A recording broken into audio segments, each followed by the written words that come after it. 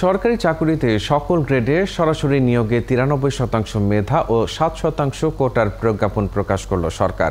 মঙ্গলবার আইনমন্ত্রী জানান, দাবি মেনে নেয়ার পরেও পরিস্থিতির অবনতি ঘটানোর চেষ্টা করলে কঠোর হবে সরকার।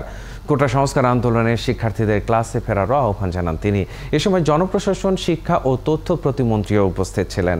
শারমিন নিরার প্রতিবেদন।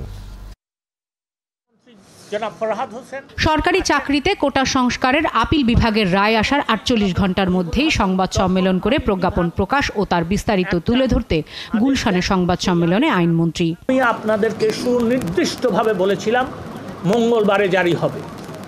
আমি আজকে আপনাদের সামনে ঘোষণা দিতে চাই যে আমরা আমাদের কথা রেখেছি।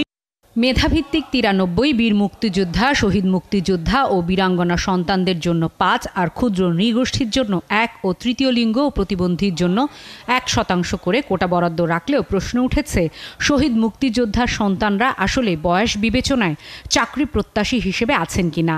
মন্ত্রী বললেন, কোটার পদ শূন্য থাকলে মেধা থেকে পূরণ করা হবে।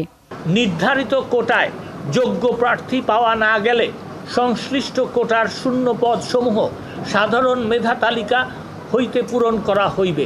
আপিল বিভাগের রায়ের একটা কমা, দাড়ি, কমা, সেমিকলন বদলানোর ক্ষমতা আমাদের নাই। অবিলম্বে এটি কার্যকর করা হবে জানিয়ে শিক্ষার্থীদের ক্লাসে ফেরার আহ্বান জানান আইনমন্ত্রী। বলেন, পরিস্থিতি অস্থির করলে কঠোর হবে সরকার। এই কোমলমতি শিক্ষার্থীরা বাড়িতে ফিরে যাক এবং সরকার এই ষড়যন্ত্র মোকাবেলা করার মতন যথেষ্ট শক্তি আছে। তবে কবে খুলবে শিক্ষা প্রতিষ্ঠান তা স্পষ্ট করেননি শিক্ষামন্ত্রী।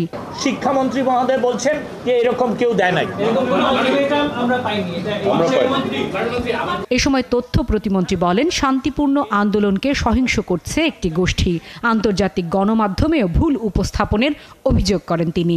বিভিন্ন ইন্টারন্যাশনাল মিডিয়া ভুল তথ্যগুলো এই কারণে দিচ্ছে। আমি একটু আগেও ফ্রান্স 24-এ দেখলাম টোটালি ওয়ান সাইডেড একটা ভুল তথ্য তারা দিচ্ছে, যে আক্রমণগুলি হয়েছে এগুলো কোনো খবর নাই।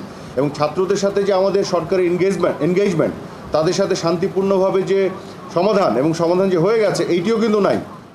শারমিন নিরা, 71, ঢাকা।